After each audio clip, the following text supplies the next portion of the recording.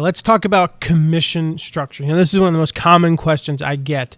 How much do you pay your affiliates? Well, the answer is it depends. It depends on a lot of things. And I'm going to take you through the process that we take our clients through and that we suggest that you go through when determining your commission. This is one of the most important things that you can do in building an affiliate program is paying the right commission.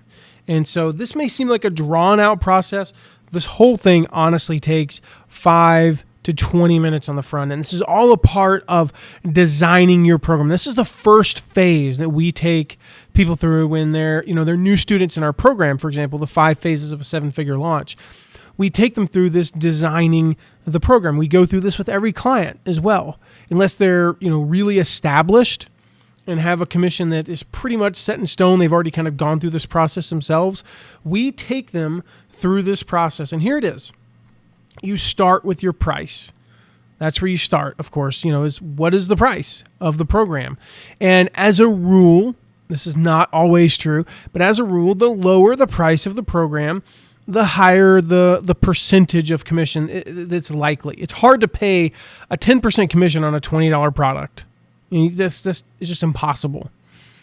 From there, you go to, you subtract your costs. Now, I'm only talking about incremental costs here. And so this is cost per unit or cost per X units. Like, you have a cost per 100 units. An example of that might be, let's say for every 200 people that you sign up, you have to hire a new customer service rep. For every 400 people, you have to hire a community manager for the forum. 400 people, community manager might cost $40,000 a year, $50,000 a year. That's 10, what is that, 10, $100 a person? 40,000 divided by 400, I think that's $100. That's a lot of money that you have to pay for every 400 students. This is not, well, it costs me $3,000 to shoot the videos. It costs me, $500 for the system. You're going to pay that when you sign up one person or 500 people. You sign up 10,000 people. Those are fixed costs. Your time is a fixed cost. Things like that. So this is incremental costs only. Credit card processing fees, as an example. Those are incremental costs. Subtract your time. So what I mean by your time, again, not the time it takes to shoot the videos, not the time it takes to record the course or to put together the ebook or the pre-launch materials. That's not what I'm talking about. I'm talking about if you promise every person that signs up that you're going to give them a 1-hour coaching call. Well, what's that worth? Now, I'm not suggesting that you put the value of that, we charge $1,500 an hour for, a little bit of a package is down to, $10,000 for 10 hours. But we charge, $1,500 an hour or $1,000 an hour if it's, at the 10-hour level for consulting and one-on-one coaching.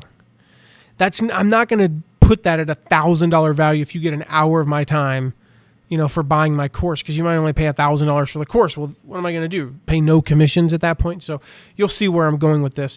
You subtract your time. You decide what you want to make. You might say, honestly, I don't even want affiliates if I don't make at least $100 per course. Great. That's good to know. That's something you need to decide on. And then you take a look at the market. The market is not the end-all, be-all, but you cannot be at a 10% commission if the market's averaging 50. And you probably shouldn't be at a 50 if the market's averaging 10. I think you're throwing away money at that point. And so, I say, as long as you're playing in the same ballpark, 10% is not the same ballpark as 50%. And it's kind of like a cheeseburger, Five Guys makes a pretty good, if you don't know Five Guys, you don't know cheeseburgers, pardon me for the example, but Five Guys makes a pretty good cheeseburger, but it's not, it's not like the gourmet burger that I might get at a place that charges $13 or $14. I can't think of one of those near here. There's one in Nashville that I used to go to, but I can't think of one here that charges $13 or $14. Although I'm sure there is. Or a steak, like you can get a steak for $10, but you're not getting like the juicy filet that you get for $35 to $50 at a place like Ruth's Chris or Stony River. It's just not going to happen. So you got to be playing in the same ballpark. So here's an example. You have a $9.97 price, and it costs $200. Let's say you got credit card processing fee. You need one customer service rep per 200 customers, community manager. Maybe you have a physical product that literally costs you $200, or $150 plus the other stuff. Maybe you need to pay a shipping person. These are all things to keep in mind.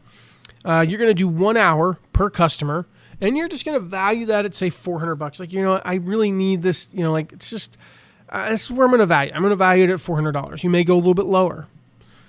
Your desired profit, you want to make a minimum of $200. Well, already we've taken off $800 there, so we're at $197 left. And the average commission in the market is 20% on $500. You looked at 5 competitors, and they're anywhere from 10 to 30%. So you're playing in the same ballpark. Here's your numbers right here: $997 minus $200 minus $400 minus $200. You've got $197 left. We're going to round to 20%. We're going to round that to 20%. We're not gonna, we're not gonna charge, we're not gonna charge pay a 19.7% commission.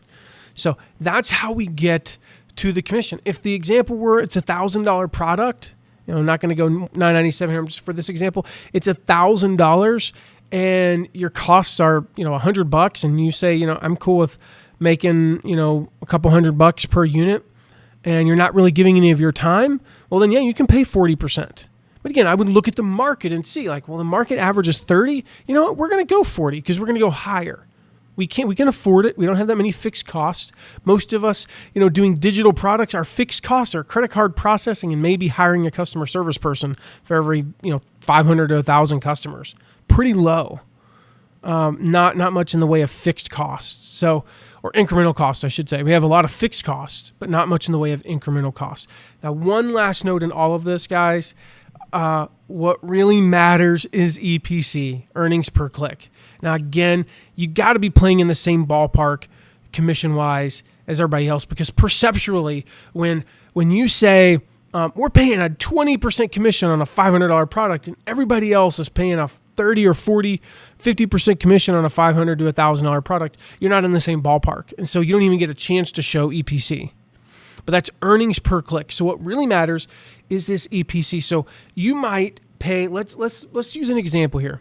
Let's use the $1,000 product at a 50% commission. That's a $500 commission. Well, if I convert at say 2%, and I send 1,000 clicks, then I should get. Or let's say we'll go with 100 clicks. I'm going to make this easy on myself here. I send 100 clicks times $500 commission. I make $1,000 divided by 100 clicks. And I should have had this on the screen, but I don't. That's $10 EPC. That's really good, by the way.